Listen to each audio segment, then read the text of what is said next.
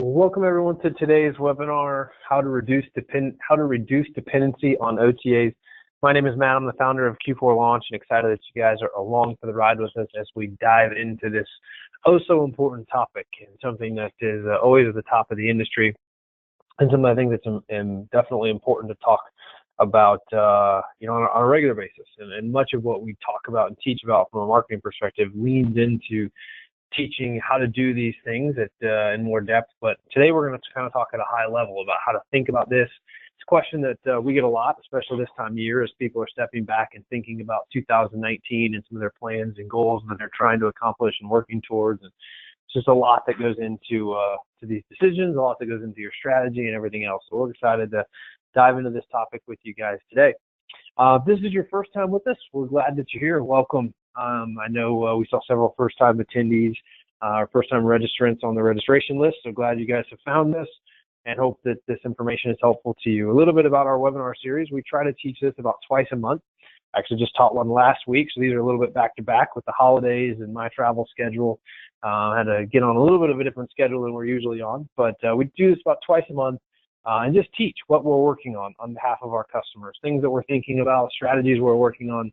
And kind of pull the veil back a lot to just help you think about your own marketing. Maybe you're a customer and you're on today's webinar just to try to spur on some new thinking and learn some new things. Maybe this is your first experience and you just found your way to our website this week or this month and register. We're glad you're here too.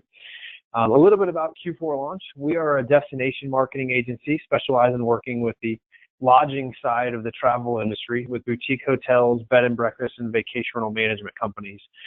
Focus exclusively on putting heads in beds, essentially, for our lodging partners that we work with, and have customers from Maui to Singapore, and work to this goal of reducing dependency on OTAs on an almost daily basis. And if you're not familiar with the term OTA, I'm essentially talking about online travel agency. Online travel agents are sites like Expedia, Priceline, Booking.com. So you're going to hear that term OTA a lot as we move throughout our time together today. So I want to make sure everybody's familiar with it. As we talk about this, we're also going to talk about just kind of some growth things in general. How do we grow direct bookings is another way to have this conversation, another phrase to kind of tee this up with. And that's our focus overall as a company is how do we help our customers grow. And as a company, we're focused on our growth as well and being able to help more people. And that's really what we define our growth by. And we've been recognized by Inc. magazine for the last 2 years as one of the fastest growing companies in the hospitality industry. The fastest growing marketing company that focuses exclusively on the hospitality space. So a lot goes into that, but the same strategies we use to help ourselves grow, we use to help our customers grow, and we're going to teach you some of those things today. Although, of course, they're slightly tweaked from how we implement them for ourselves to how we implement them on behalf of our customers, or how we recommend that you might implement those things. But all in all, it's the same foundation, same methodology, same team working behind your growth, our growth, and trying to help you be successful. So lots of information there to start us off with, but hopefully that's helpful as we start off our time together today. We're also going to be using the chat panel for any questions that people may have. So feel free to drop those in the chat panel throughout our time together. And at the top of the hour, at the end of our time, I will get into the chat panel and answer as many of those questions as I'm able to at the time that we have. All right, let's jump into this. As we do that, it's really important that we understand where you are today. If I want to know where I'm going, I have to know where I am, and then be able to plot a course from here to there. So this is a really important thing as you're wrapping up the end of your year, something I would encourage you to take the time, set aside that time, and really think about this and evaluate this. So where are you today when it comes from this important topic of reducing dependency on OTAs? So what percentage of your bookings come from third parties, OTAs or be it other third parties? And are you happy with that? Obviously, you must not be if you're on today's webinar trying to learn how to reduce dependency on third parties. What percentage of your bookings are booked direct? So on your website, or on, it's often referred to as yourbrand.com. What percentage of your bookings come direct? And then let's take a quick look at how our websites, how our marketing strategy is performing. So how is your year-over-year traffic and bookings performing? Understanding that at a high level. Am I increasing traffic? Have I grown traffic in 2018? If I have I grown direct bookings? If I haven't, where's the disconnect? Why have I grown traffic but not grown bookings? Let's understand that. Maybe you've grown direct bookings, but you haven't grown traffic. That's a unique place to be. I wouldn't say there's probably a lot of people in that place, but maybe you're in that place. That can be a good thing to understand as well, and try to unpack that and figure out, well, how have you done that? What's gone on that's led to growth in one but not growth in the other? I had a question in the chat panel that are the slides being shown? And yes, they are. So hopefully you guys are all seeing that. If anybody else is having problems, please drop that in the chat panel. But yes, the slides are live. So if you're having trouble seeing them, I'm guessing that that's something local for you there. All right, diving back into our topic, what are your top performing direct channels? So we're kind of moving down this more and more granularly, right? So we talked about, all right, what percentage of my bookings am I getting direct? How's my website marketing strategy working for me? And then, okay, how is that breaking down by channel? When I say direct channels, I don't mean there is actually a channel called direct. What I mean is direct booking channels. Probably should have clarified that in my slide there, but how are your direct booking channels performing for you? And how much revenue do you get from each channel this year? So here is a screenshot of one of our customers' actual channel reports. They did about $2.5 million in bookings this year via their website. And this is how this breaks down by channel. So to see this for yourself, assuming you have e-commerce tracking set up in Google Analytics and all that set up and working properly, you could go into Google Analytics and then go to e-commerce overview source medium. That's how we access this report. And then you'll see the different sources that are contributing, the dollar amount as well as the percentage of your overall revenue that's coming from these. Now keep in mind this is e-commerce bookings. So these are bookings that are made on your actual website. This doesn't include phone bookings. This doesn't include third-party bookings. But understanding this is going to be a really important part of the process to figure out what are you going to do moving forward? How are you going to change your strategy in 2019 to be able to get more direct bookings? So a quick look through this, we see Google Organic is their #1 source of direct bookings, responsible for 52.7%. Direct is the next source. We typically see direct as the second highest source of traffic to our customers' websites. Direct is kind of a catch-all bucket that Google Analytics uses if they don't know where else to categorize that, or it's not tagged properly for them to be able to put it in a proper source or medium, then they put it in direct. It is also the category that is responsible for people who just type in your URL, and that's originally what it was meant to be. It was just capturing people that come directly to your website. They type the URL in their browser bar. Very few people actually type URLs into their browser bar if you really look at how people perform. So more than that, it has become kind of a catch-all for anything Google Analytics doesn't know how to categorize. It puts it into the direct category. Bing Organic is the #3 source. Bing traffic tends to be higher quality traffic, but there tends to be a lot less of it. So we typically see Bing as the 3rd highest performing source of traffic for our customers, at least in the top 5. And then email marketing is actually usually the 4th highest performing source of traffic for our customers. For this customer, it's a little bit less because we've got a lot of other things going on, but you'll see it make an appearance here in the 6th and 7th spots. And Google CPC, which is how Google Ads shows up inside of Google Analytics. Google's got so much going on, they don't even have their own naming necessarily always worked out when things come through. So Google CPC is how Google Ads, what used to be Google AdWords, shows up in your Google Analytics. It actually shows up a couple different places in a couple different ways, but that's what we're looking at there. Yahoo Organic being next, email marketing being 6th and 7th. They actually have 2 email campaigns running, then some referral traffic in position 8, Bing CPC in position 9, or paid Bing traffic, and then another referral source in position 10. And I'm not going through and breaking this down for you because you need to know what this person's are. My point being, again, you need to know what yours are. And this is going to shape where you are, your understanding of where you are, and shape then how do we develop a strategy for what do we need to do differently into 2019 as we want to reduce dependency on third-party distribution. And I was actually just having this conversation with this customer a couple weeks ago about what's our strategy to reduce dependency on third-party distribution in 2019. And I said, to really understand that, we need to look at what's been successful for us in the 2 years we've been working together, and then let's figure out how many bookings we want to recapture in 2019, i.e. how much revenue did booked on a third party last year that we want to capture internally through direct bookings? Work together to come up with what that number is. And let's just say, for example, that number is $400,000, or maybe it's $40,000 for you, but whatever it is, take that number and then say, okay, if I'm trying to get $400,000 more in direct bookings, how can I use my marketing strategy? What sources do I want that traffic to come from based on what's been successful for me in the past? And how can I extrapolate that out? And that's a much deeper conversation. You actually are going to want to look at e-commerce conversion rates and understand your cost per acquisition per channel for bookings.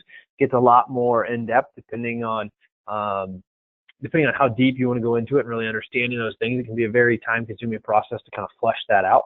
But at the same point, it can be a very helpful process when you're talking about some pretty significant numbers that you're trying to grow from. One of the things we focused on with this customer, and I'm getting a little ahead of myself with some of our other slides, but was two things. One, our email marketing for them was performing incredibly well. This is only capturing e-commerce bookings, but we also get a tremendous amount of phone bookings for this customer from our email marketing strategy. And we don't send all that much email. So one of our strategies for them as we were looking at how do we get more direct bookings in 2019 was to send more email. And we think that's going to be very successful because we have an average. We know on average over the last year, when we send email campaigns, this is the average amount of bookings that we get per campaign. So that's, we can start with that number and then say, okay, if we sent X more email campaigns, what would we estimate our growth and revenue to be from those sources? And then one of our other recommendations for them was to potentially expand their Google ads. We have expanded their Google ad spend 3 different times over the course of their relationship with us. And each time we've done that, we have actually improved the quality of their ads, meaning that they've actually performed better with the additional investment. That's not always the case, but in their case it is. So we have a relatively predictable cost per acquisition or return on ad spend when it comes to Google ads. So that's a really good place to be because we can say, okay, you're spending X. We think if we spend 1.5X, we're going to increase your direct bookings from that channel by 1.5X or by 1.75 or whatever the number is. And it gets you in a place where you can have a predictable conversation about that. And we're going to talk a little bit more about Google ads here in a few minutes. So we'll save some of that for that conversation. So once we understand where you are today or where we are, which spending some time in your Google Analytics is going to be so important, so absolutely critical for you to be able to have this conversation and something we want to be able to help you with. But as you understand where you are, then we'd say, okay, let's set some goals for 2019. You heard me speak a little bit about that. But ultimately getting to a place of how much more revenue do I want to get direct this year than I got last year? And that may be one of many goals. And there's just a few examples here to be thinking about for yourself. But what percentage of bookings do you want to book direct? Maybe this year you were at 50-50 and the goal next year is to reduce that to 70% direct, 30% from third-party OTAs or other sources. What are you willing to invest to achieve that? You know, really understanding what kind of cost per acquisition am I willing to go after here? And understanding if you're trying to grow your direct channel, you have to be willing to do things a little bit differently, especially in a time where OTAs are grabbing more and more market share. You know, we've shared this statistic before, and I'm just sharing this off the top of my head, so I may not have it quite right, so verify this source. But Focusrite shared a study about 2 years ago that by the end of 2018, which we're less than a month away of at this point, that they believed OTAs would control 80% of all bookings made on the internet. And I don't know, I haven't seen an updated statistic if they have accomplished that, but we are constantly fighting with our customers to maintain direct bookings and to grow direct bookings. So I guess let me say that. If you haven't gained ground this year, but you've kept the ground you have actually accomplished something, because we're at a time in our marketplace where the OTA market share of total online bookings is growing significantly over the course of 2012 to 2018. It did a complete inverse, meaning it used to be roughly 70-80% direct in 2012. Now in 2018, it's 70 to 80% booked on OTAs. So if your company has maintained the same percentage over the last year, over the last 6 years, whatever, you've actually accomplished something. You've gone against the current, because the current, if you let me use that water analogy, has actually completely reversed. Where it used to be dominant direct and just a little bit OTA, now it's heavy OTA, and less direct. So staying even is absolutely an accomplishment in a situation where there's that big of a shift happening over that short a period of time. And we're talking about billions of dollars shifting industry-wide. So massive, massive shift that's happening. What percentage of guests do you want to be return guests? You know, one of the things that you have control over is the experience you're providing to your guests. And how are you going to be able to shift to get more return guests? Return guests are more likely to book direct, typically. Return guests are typically more likely to spend more money and be more profitable. So one of the ways you can grow your business in 2019 is essentially to have more return guests. What is your average booking amount? That's a key statistic to take a look at. And how can you grow it? You know, in business, you typically, if you want to grow revenue, you have two triggers or two knobs you can adjust. One is how many transactions do you do? And the other is how much is each of those transactions, right? I mean, to grow a business, that's essentially the two things you can control. How many transactions do we have, and what's the average size of each of those transactions? And that's what these last two bullets are about. What's your average booking amount, and how can you grow that? And then how many bookings did you take in 2018, and how can you increase them?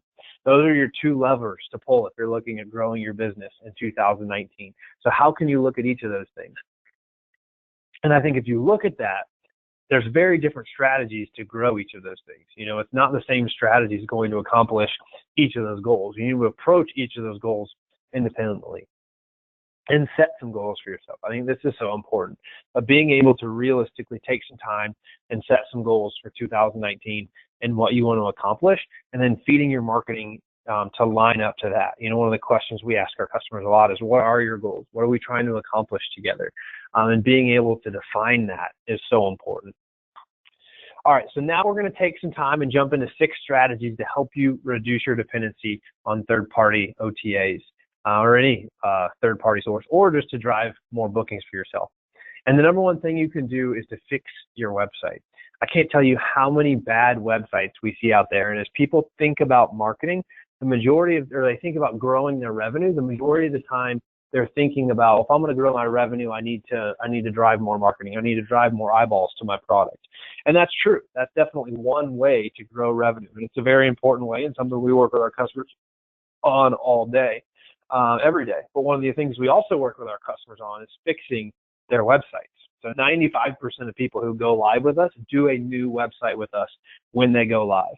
And we actually see that customers who use our website see significantly higher results than those that don't. And they tend to stay with us significantly longer than those that don't use our websites when they go live with us.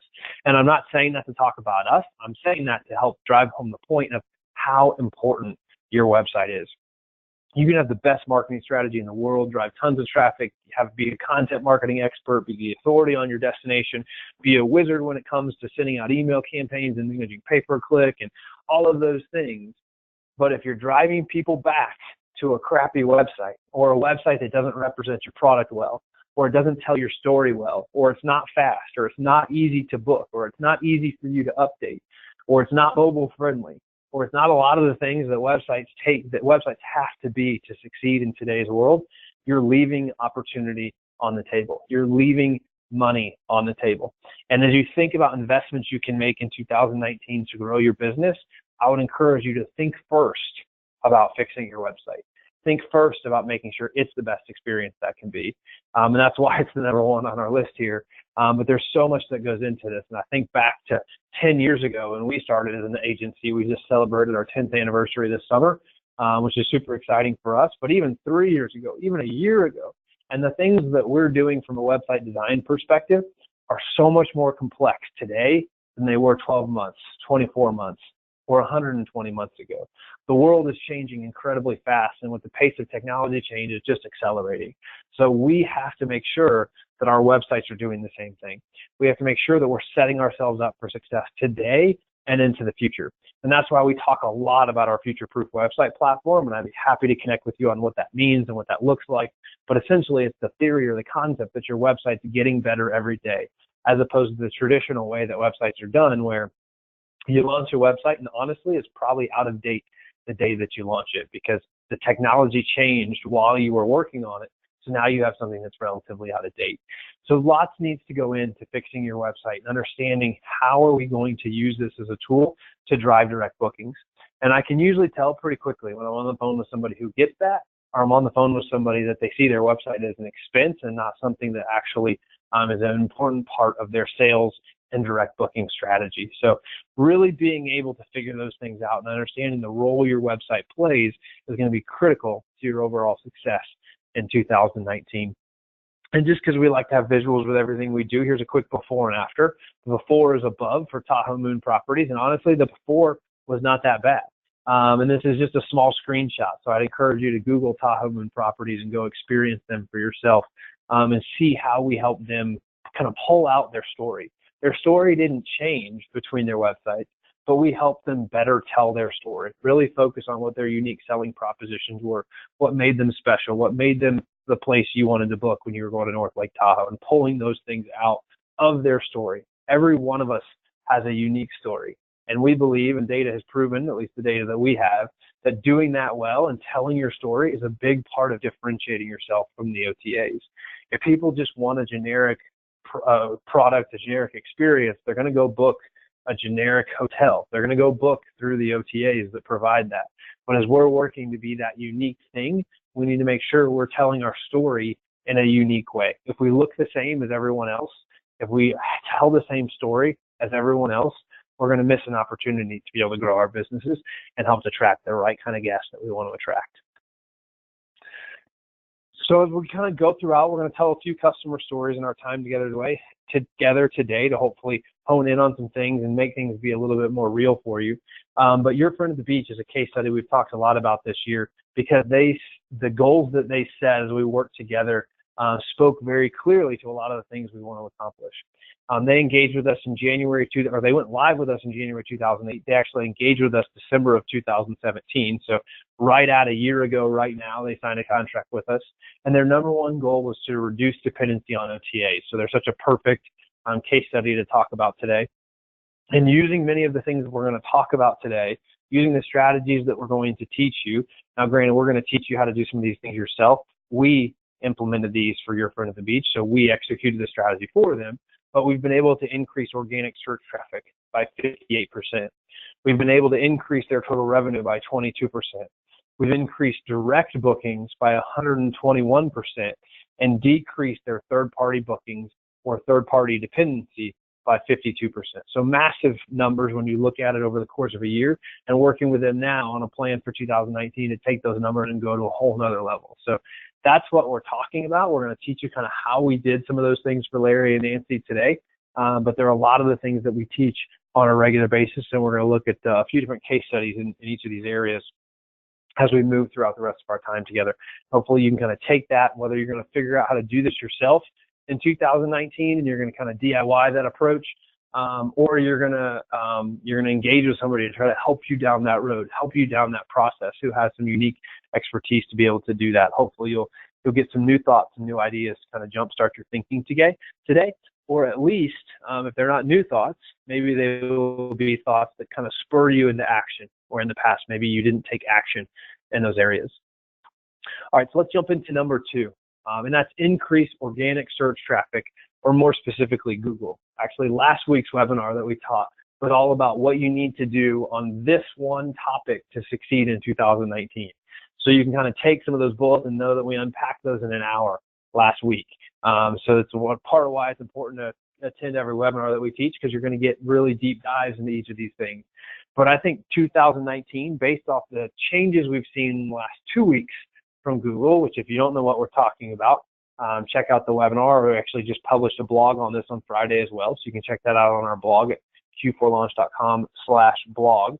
But the changes that we've seen in the last 2 weeks from Google, we believe will shape 2019 from an organic search perspective in a huge way. I think the changes they made to their hotel design for search results is going to make a huge impact on direct versus OTA bookings, knowing that ultimately what they did was they redesigned things to shift more traffic, more revenue towards the OTAs and away from independents. So that's a big problem. And if you think back to that graphic I showed you a few minutes ago, understanding your bookings by source, you saw on that graphic that 52% of that customer's direct bookings came from Google organic search. I can tell you roughly 40% of their traffic comes from that source. So they follow what we see to be the trend across almost all of our customers. Roughly 40% of traffic comes from organic search, from Google organic search, but 50% of direct bookings come from it, because traffic from Google organic tends to book at a higher rate than traffic from other sources. So the reason this is number 2 on our list, right behind fix your website, which a lot of your websites probably have issues that are holding you back in this area as well. But the reason it's so high on the list is as we look at where our customers' revenue comes from, this is the place the majority of their direct booking revenue comes from. So if you're not invested in a search engine optimization strategy, and you're not partnered with a company that really deeply understands our industry and how our industry is different than other industries, they might be great at SEO across all the industries that they work in. Maybe they're in, they're in automotive, and they're in pet care, and they're in e-commerce, and they're in hospitality, but hospitality and our unique niche of hospitality is very unique from a lot of others. And what it takes to succeed is very unique. And you need somebody that really understands that uniqueness. Because a lot of it comes into what keywords are you targeting, and representing so many people across the industry, we really understand what keywords are performing well for us. And the insights that we get on one customer enable us to have mass learning kind of across all of our customers and test things at a very quick, rapid basis to be able to make improvements across the board. And one of the most common misconceptions we hear with Google organic traffic is that I can't compete with Airbnb, I can't compete with Expedia, I can't compete with HomeAway. And if I can't compete, why even try? And that's such a crazy thought to me, because typically most Google organic searches have 10 positions in the organic results. Most of them in our space have a map. Most of them have paid results. So the thought that if you can't be number 1, 2, or 3 in organic search results, or 1, 2, or 3 in paid results, that you shouldn't even try is just crazy. Like, that's just saying, you show up for a race, and I'm a huge racer for those of us who follow us on a regular basis. Well, I know so-and-so's going to that race, so he's going to win the race. So there's no point in me even going out and trying to get 2nd or 3rd. Now, I'm not saying I don't want to get first. I'm not saying I'm not going to train my hardest to try to get first place. Absolutely, I am. I need to do all those things. It's not an excuse to be lazy. But going out and getting 2nd or 3rd is still accomplishing something. Going out and finishing the race and not placing at all is still accomplishing something. My point breaks down a little bit on this analogy, probably because I didn't think about that analogy ahead of time. But growing your traffic from Google organic search is the overall goal. And of course, that traffic then has to convert into bookings, right? So I'm not just saying traffic is the goal. Bookings are the goal. But if we can grow traffic that goes on to book, we have accomplished what we want to do, and that's accomplished increasing bookings from this channel. We may not be number 1. We may not be on the first page. We may not go after the keyword that you want to target because you don't have the budget to go after it in the first place and compete there. But for all of our customers, with maybe just a couple exceptions across a really large group, we see significant gains in organic search traffic. Our average customer sees a 25 to 40% increase in organic search traffic in their first year with us. But that doesn't mean that they're all ranked number 1 for their number 1 keyword. It just doesn't happen. It's not that simple. But we diversify what we're going after enough to be able to say, okay, this customer may be too small to rank for Charleston hotels or fill in the blank with your city. But we know other keywords we can go after. We know other ways we can reach our target market, our potential guests that will be profitable for us. So you've just got to think about those things a little bit differently. And one of the things that we do love about organic search traffic is the investments we're making into this medium pay dividends for years to come. So as you're thinking about your marketing strategy for 2019, based on where you are, you should be thinking about a couple different things. One is, as it relates to driving direct bookings. One is, how do I invest for the long term? What investments am I making today that are going to set my business up for long-term success? One of the others is, how do I need to invest for the short term? And what you'll find is, if you're doing marketing well, these investments are often pretty different. And Google Organic is not the investment that's going to pay off in the short term. If a customer or prospective customer calls us and says, hey, we want to hire you guys, we need help, or we're going to be out of business in 3 months, we don't necessarily recommend organic search traffic for that person, right? If you're going to be out of business in 3 months, if you don't do something quick, organic is probably not the place for you to be investing at that point. You really should have called us 6 to 12 months ago before it was such a dire need. And I'm not saying that because I think there are those people on today's webinar. I'm saying that because to make the point, if you're going to drive success in the long term, Google Organic is a great way to do that. If you need to drive success in the short term, there are other strategies you can use. And a good marketing strategy is going to have a balance of both. It's going to have a balance of long-term investments and a balance of short-term investments. So much of life is balancing the way you're investing things, balancing the way you're investing your time, balancing the way you're investing your 401k. It's all about balancing those investments. And search engine optimization to drive organic search traffic is a great investment that will pay dividends for years to come, but is not a quick fix from an SEO perspective. Number 3, investing in Google or Bing ads. So as that spectrum of quick fix, this definitely can meet the need. And we're going to talk about some things we love about pay-per-click or paid search advertising or search engine marketing. Same thing, kind of goes by all those different names. And we're going to talk about some things we hate about pay-per-click. And we're going to want you to have both of those perspectives to understand what do you need to be looking at.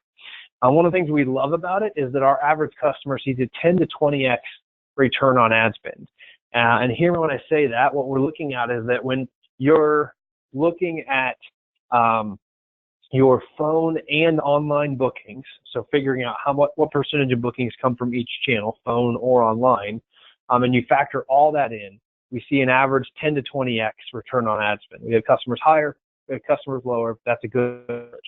So when I talked about earlier about one of the things we like is that AdWords can be relatively predictable, or paid advertising can be relatively predictable once we have kind of a baseline established. That's absolutely true. And we can fluctuate our budgets then based on booking windows and available inventory.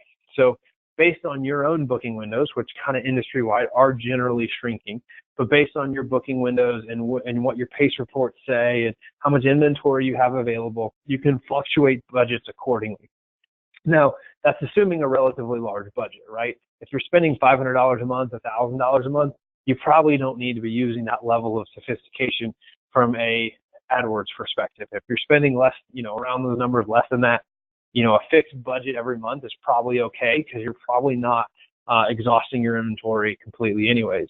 But even if you're spending that kind of budget, you still may say, okay, in the months where I know I'm going to be 100% booked out, my peak season, maybe those 10 weeks of summer for you or whatever it is, and people are entering the booking windows for those 10 weeks, you still may take the period where people are in the booking window for that time where you always sell out and cut your budget for that period or turn your budget off altogether. So lots to think about when it comes to that. But the beauty of it is, one of the things we love about it is it's a faucet that we can turn on and off. It's essentially a demand faucet that we can turn on and off for periods where supply may be a little bit, when we may have more supply than we do demand, we turn on that demand faucet and we're able to get instant demand essentially. So let's talk about some of the things we hate about pay-per-click. And I've got a head cold, so me talking at this pace is actually not real conducive to my head cold and keeping my oxygen levels where they need to be. We got a lot we want to teach you today, so we're moving pretty quick.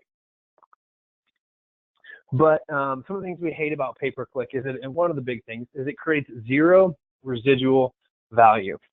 So whereas organic search traffic creates long-term value for us, pay-per-click creates essentially zero residual value. It's 100% transactional. So you pay Google to show your ad up. That person clicks on your ad. That triggers you to pay them whatever, $1, $2, $3 per click. If that person books on your site, maybe it's that trip, maybe it's a future trip, so there's some value there. But if that person books, value is exchanged, value is created, that's awesome. If that person doesn't book, if they don't come back and book at a later date, they go on, they book with a competitor, maybe they never decide to take that trip to your destination, there's zero residual value there. And the problem with that is that if you're getting a significant amount of your bookings from this channel, you will be continually reliant on this channel until you figure out a way to grow another channel. So one of the things we work with our customers along, if they come in the door getting a large percentage of bookings from Google ads or Bing ads or any third-party ad like this, We work with them over a period of time, ideally to reduce that by growing bookings from organic. Again, organic is a long-term investment, so that's something that does take some time. And depending on the size of the customer, that's not necessarily always the case. But for larger spenders on Google Ads, Bing Ads, we have great success on over a period of time reducing their budget from this source. And as they reduce that budget, they're able to reallocate budget and invest in other areas. One of the other things we hate about pay-per-click is it's getting increasingly competitive and expensive. So Google is taking more of that traffic and shifting it into their own OTA that they have, Google Travel, essentially their own OTA. So they're taking demand and shifting it to their own OTA because they'd rather make their own commission on it, or they've got their system designed well enough they'd rather make a commission possibly than they would rather just get pay-per-click money. So they're shifting demand that direction. Or excuse me, they're shifting demand that direction, which means there's less demand available for the rest of us to be able to buy. And with less demand available to buy and more people entering the marketplace willing to buy it, because at the same point they're working really hard to get more people using Google Ads, it's driving price up. There's less supply, there's more demand for the product, it's driving price up. So if you get a significant portion of your bookings from Google Ads or Bing Ads, I would bet you that if nothing else changes, you will pay more for the same outcome that you got this year. You will have to pay more for the clicks you got this year. You will have to pay more for the bookings that you got this year, which will overall reduce your return on ad spend. So if nothing else changes. Now, ideally, what you're able to do is be able to manage your bid strategy, your landing pages, your quality scores, to be able to drive costs down. And that's one of the ways we help our customers reduce their budget is not actually by dropping the amount of traffic we get or the amount of bookings that we get, but it's actually by changing our ad strategy, changing our bid strategy, changing our landing pages, increasing our quality score for things, making ourselves more relevant for those things. And by doing that, we pay less money to be able to get that traffic. And that's very beneficial because it helps our customers increase their return on ad spend. And we take over a lot of campaigns where people have bad return on ad spend. Now, when I say bad return on ad spend, really anything 5 or less from a return on ad spend perspective is not a good place to be. There are certain cases where you might, justify that, but for the most part, a less than 5x return on ad spend when you factor everything in is not a good place to be. And if you're a vacation manager, you've got to be thinking about your commission too. Commission doesn't factor into return on ad spend typically. Actually, it just doesn't, the way the return on ad spend equation works. But then you, as a vacation manager, have to think about your commission and whatever percentage that is, and think about whose money are you spending when you do these ads, and how is your commission impacted, and there's lots of other things that go into that decision to understand what's a good return on ad spend for you and what goal are you working towards. Number 6, make repeat guests your favorite guests. I touched on that briefly at the top of the hour, but repeat guests tend to be more profitable than other guests. And all of us on today's webinar have a database of people who are most likely to do business with you in the future, but we're not using it as well as we should be. Either we're not sending enough email, we're not sending email at all, or we're not sending good email.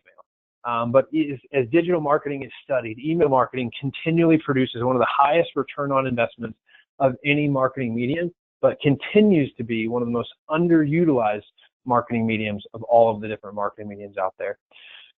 As you're working on this, I would encourage you to balance the book now messaging with destination-oriented content, being able to balance those two messages together, either in one email campaign or in separate email campaigns. So you do have some actionable book now email, but you also have some destination-oriented content, giving people reasons to come visit, some brand building type of email. Guest lifecycle emails can also drive great ROI with the right message to the right guest at the right time. And if you understand what life cycles are, or you don't understand what they are, I'll try to explain it briefly. But essentially looking at the life cycle a guest goes through from searching, planning for their new trip to coming and experiencing that trip with you, all the way through the remembering stage of the process, and being able to communicate with that guest based on knowing which life cycle that they're in, or excuse me, which part of the life cycle that they're in to get the right message to the right guest at the right time. And then run special offers and packages to your repeat guests. It's a great way to make them feel valued, make them feel special, give them opportunities other people don't have. And it can be especially important in seasons where cash flow might be a little bit tighter. Getting creative with those specials, offers, and packages to be able to create some cash flow in times where things might be a little bit tighter than this traditional off season for most people. So make repeat guests your favorite guests, aka send more email, and not just email blasts, but different types of email, marketing automation email, lifecycle messages. There's so many different things you can do with email marketing to be very successful. I actually just bought a Christmas gift last week off of a lifecycle email from the store that I had bought something at before. I bought something for my wife at the store. Hopefully she's not on today's webinar, but I bought something for my wife at the store before, and based off my past purchase behavior, they sent me a lifecycle email knowing that Christmas was coming up with a product they thought I would like. Turns out I did like that because, of course, I thought my wife would like that, and I went ahead and bought the product. So a couple things coming together there. Using past purchase behavior, they were able to target me and speak to me directly, and at the same time using a life cycle, and since the life cycle of the holidays in this case, not exactly the same as what we're talking about with guest life cycle, but you get the message. And in the same point, there's a lot of people in your database who are shopping for gifts right now. So that's a cycle in and of itself, maybe not a guest life cycle, but it's a cycle in and of itself to think about. And how are you messaging to those people who maybe would love to give the experience of staying at your type of property to a friend? So lots to think about, especially in this time of year. And a big part of why there's more emails sent in the month of December than any other month of the year. I've heard statistics, I don't know if these are true, but that there's more emails sent between leading up to Black Friday to Christmas than the entire rest of the year combined. So essentially that 30-day period, there's more emails sent than the rest of the year combined. I don't have a source for that. I might have just made it up. I don't really know. But the point is there's a lot of emails sent over the next 30 days, and it drives significant ROI.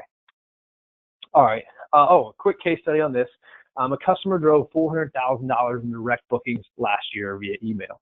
About 196,000 in e-commerce bookings. They get roughly 50% of their bookings by the phone. So you put those two together, you get about $400,000.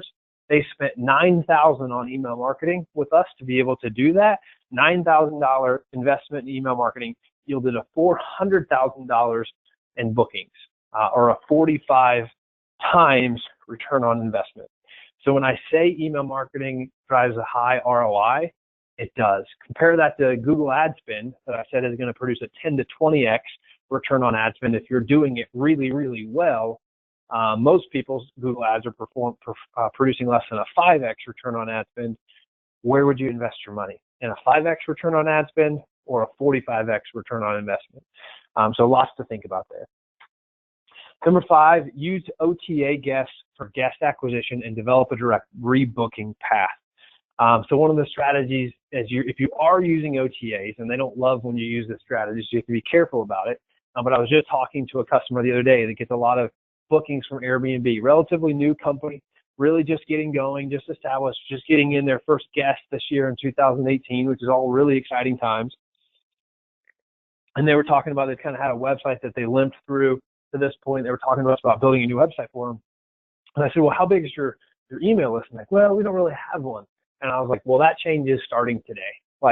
And this was a prospective customer, but I don't care if you do business with us or not. I mean, I do care, but whether you do business with us or not, you need to start gathering email addresses. And specifically with Airbnb, at least last time I checked, between the time that someone books with you and the time that someone checks out with you, you can ask for their email address, and Airbnb system will let that email address come through to you. So have a reason to ask for that email address. Send their check-in information via email, whatever you need. I don't really care what your reason is, but have a reason to ask for it. Get their email address and message direct book, or book direct with them into the future. Message with them to be able to bring them back to book with you directly, as opposed to just going back to Airbnb and booking with them next time. So use Airbnb, use Booking.com, use Expedia as a guest acquisition tool, but then develop a strategy to be able to get those people to book with you directly next time. This is different than just generic email marketing. This is different than having a book direct message on your website. I'm talking about, those all could be components of this, but doing very specific things to create a direct rebooking path, messaging the benefits of booking direct, offering rebooking special offers or value adds at checkout, but also when I say at checkout, I mean when the guest is checking out with you, as opposed to when they're checking out online or when they're making their booking online. Although I think there's a messaging opportunity at both of those points. And then create an OTA rebooking life cycle. So we talked about guest life cycles on that last slide, but create an OTA specific rebooking life cycle. Okay, I know this group of guests booked on Airbnb, so I'm going to create a rebooking life cycle campaign that is 3 emails that goes to those guests after they check out based off of that messaging, and gives them some incentive special offer, educates them on why they should book direct as opposed to booking with a third party. You got to be careful with this. You got to make sure you're using their real email address. It's not the kind of email address the site like Airbnb creates for you, because then those emails will get blocked, or in some cases, those emails might be monitored, and then you might get dropped from listing on their platform because they don't typically love it when you do this kind of stuff, but it absolutely can work to help you drive more direct bookings. All right, moving along, trying to get some time left in our Q&A today. Get more 5-star reviews. This is absolutely critical. Our search team came to me about a year ago.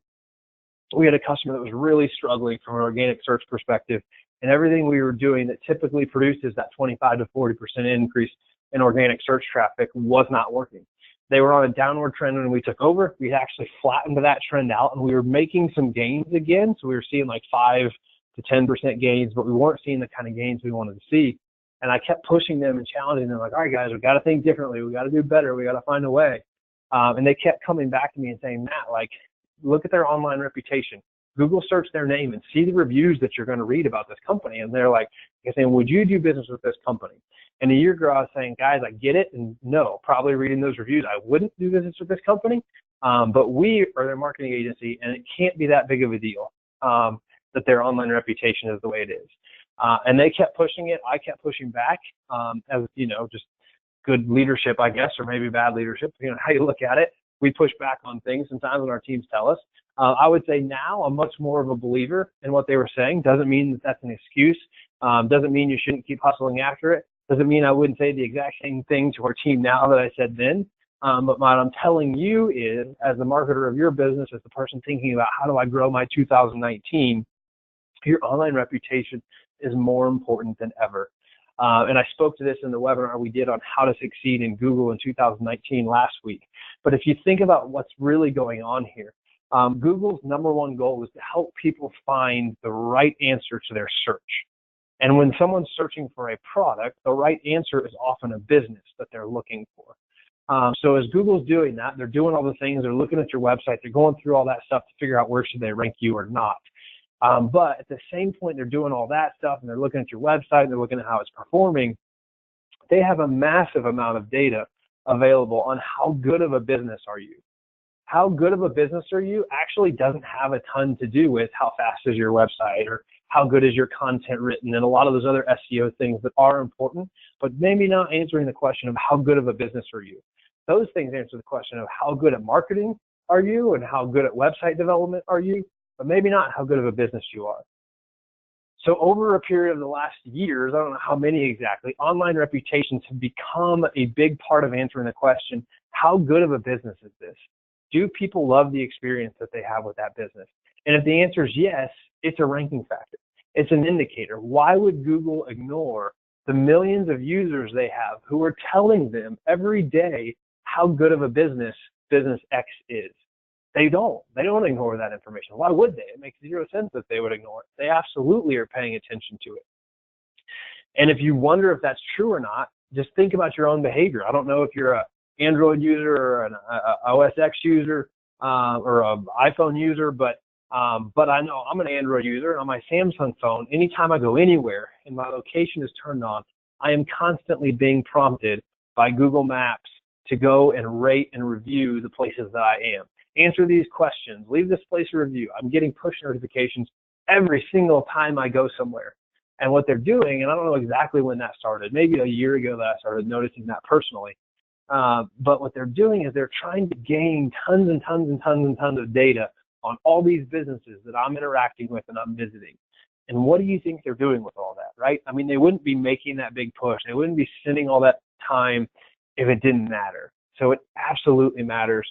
And consistent reviews are definitely a ranking factor and something you got to pay attention to. And even if they're not a ranking factor, we know it's true that a large percentage of consumers consult online reviews when making purchases.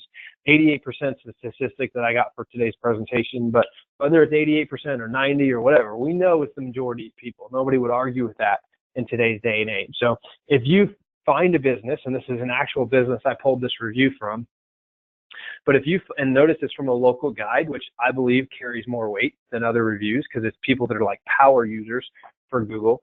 But if I am researching a company I'm going to do business with, which 88% of consumers do when they're making purchase decisions, and I read this review that's on the screen from Leanne about this particular business, would you go on and make a booking? So as I talk about whether it factors into Google rankings or not, which I think it does, but even if it doesn't, people are Googling your company name when they're deciding whether or not they're going to do business with you. And what are they finding? Are they finding reviews from people that think you have terrible customer service? If they are, I guarantee you it's hurting your conversion ratios. Some of our customers with the highest e-commerce conversion ratios, not coincidentally, are the customers we have with the best online reputation, because we get somebody there, we show them a great place to book, we show them a great experience. We make it easy for them to make a booking. But then when they go out and they research that customer and they do that branded search for their name, what are they finding? And are they liking what they're finding, or is it giving them pause before making their booking and making them decide to go somewhere else? So this is such a big deal in 2019 and something you need to be focused on. If you need help doing that, we actually think this is such a big deal. We built a text messaging app to be able to help you do it. There's a screenshot of it there on the right-hand side, and you can learn more about that at Q4Launch.com/5stars. So if you need more 5-star reviews, check out our app to be able to help you do that at Q4Launch.com/5stars. So that was tons of information. And there's a quick case study on what review management can do for you. I'm going to kind of blow by that, but a quick case study on Seaside Vacations. They have an average of 4.6 rating out of 240 Google reviews. Vacation rental agency in North Myrtle Beach. Tremendous success and tremendous increase in owner inquiries that they have seen since implementing a review management strategy. So definitely something to pay attention to. And if you followed what we taught last week about Google's new hotel search results, they actually ignore companies with lower than 4 stars. So my wife and I were actually talking about what's that threshold of online reputation, and and Google believes that threshold to be 4 stars or below. And part of the new Google hotel search design is that they ignore companies or they ignore hotels that are ranked lower than 4 stars for their users. So online reputation is absolutely critical. So we've talked about a ton of things today, and hopefully you're excited and you're ready to take some next steps into 2019 to create success. I know Google Analytics is something that can be very overwhelming for many people that we talk to, but it's one of the most important parts of being able to start this journey outright. So to try to help you overcome that, we're actually offering a free Google Analytics analysis off of today's webinar. So we'll help you unpack the reports I talked about at the top of the hour to understand where you are, and then give you some glimpses into where do I need to go from here. So if you want a free Google Analytics analysis, simply click yes on the poll that's on your screen right now. If you don't, simply click no, no big deal. There's also a third option on there to request a meeting with me to see how Q4 Launch can help you increase bookings. If you'd like to meet with me directly to understand how can I help you and how can our company help you increase direct bookings, we would love to do that. Essentially, all the strategies that we've taught today are the things that we do for our customers and more that we don't have time to teach you today. But if you're trying to grow direct bookings in 2019, this would be a great place to start, either by clicking yes for a free Google Analytics analysis to understand and unpack how things are working for you, or click that third option, I'd like to know more about Q4 Launch's integrated marketing services or website design or whatever you want to know more about that we do. We'll only give us room for so many words in the poll, but click yes on the top, click no if you don't, or click I'd like to meet with Q4 Launch, or I'd like to meet with Matt to talk more about how they could help me grow my business in 2019. So check the one that's most appropriate to you. As we're waiting for a few people to vote in that, we are going to dive into our Q&A time together as well. So if you have questions, please drop those in the chat panel right now, and we will get those questions answered as quickly as we can here. We're going to go ahead and get this poll closed out and move on to our Q&A time together here. So again, if you have questions, feel free to drop them in the chat panel. You can also contact me directly via the email address or the phone number that's on the screen there now. All right, so long question here from Marty. Going to do our best to get this answered. I see many articles, and it's mentioned on this webcast too, about increasing email campaigns, but I've run 2 email campaigns with 0 revenue. One was for selling gift certificates for Christmas, but in 1 week, nothing. I found the best solution is keeping content fresh on the web, keep search results high, collect glittering reviews, and fill in available dates with OTAs, but at a higher price so that booking direct looks cheaper on any search, especially TripAdvisor. We are only 20% OTA in year 1 of using them, and I will control pricing and availability to keep that percentage in control, and we are growing rented nights too. That's great, Marty. Glad to hear that you are having success with many of those other channels that we recommended today. I would say just because you're not having some initial success with email marketing doesn't mean that it's not successful in a couple ways. One, we tend to see email drives a higher percentage of phone bookings than probably your average set.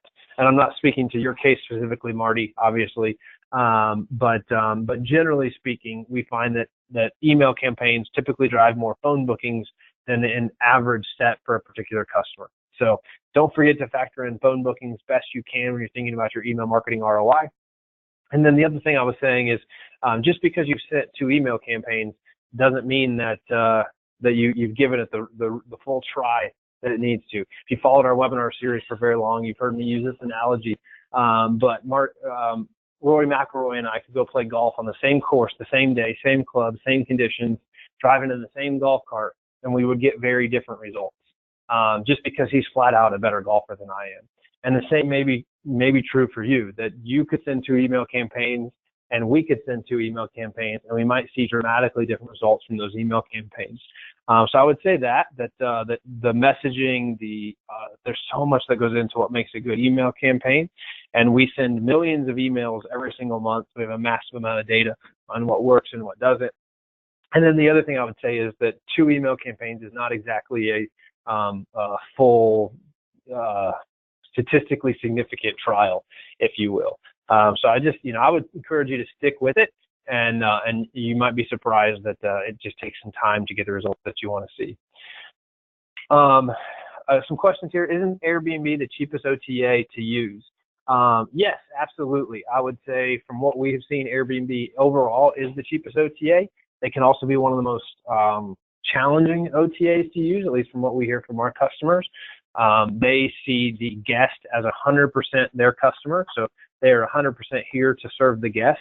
I would say other OTAs probably put more value in the supplier side of that relationship, the hotelier, the innkeeper, the vacation rental manager, and they value that side of the equation a little bit more than we have seen with Airbnb, who in almost every single case, if there's a dispute of any kind, sides with the guest.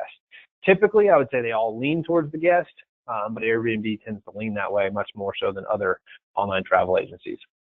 A couple comments about online reputation and the importance of that and the studies regarding TripAdvisor reviews and the impact it makes on ADR as far as being able to charge a higher rate the higher you are ranked on TripAdvisor.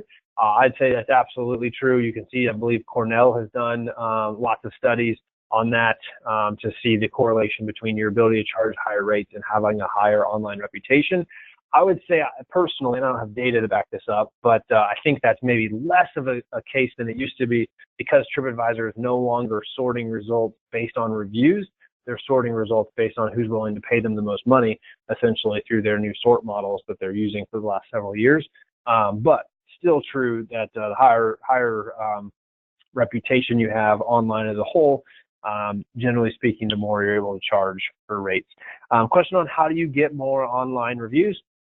Lots of ways to do that. We actually used to send lifecycle emails. So I talked about life cycles and the importance of that. We used to do lifecycle emails for our customers.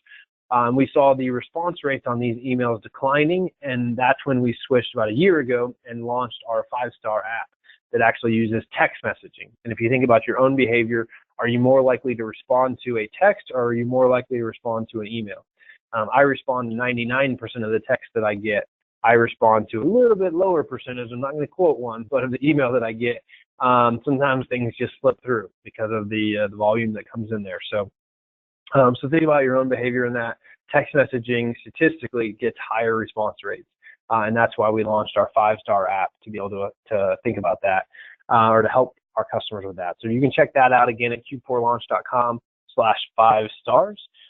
Hopefully that was helpful for everybody today. That was the end of our questions. So we got that in. It's 3:01 Eastern time, so wrapped up just a minute late. If you have any other questions, or maybe you're catching the recording of this, please do get in touch with me on my email address or my phone number there, and let us know how we can help you as you're trying to reduce your dependency on third-party bookings, OTAs, and increase direct bookings.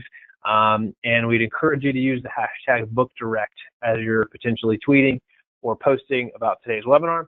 We'd also love if you would leave us a review on Google. You can Google us and leave us a review on Google. That would greatly be appreciated by our team as we work to grow our own online reputation, which is also very important. Thanks, everybody. Have a great rest of your day, and Merry Christmas.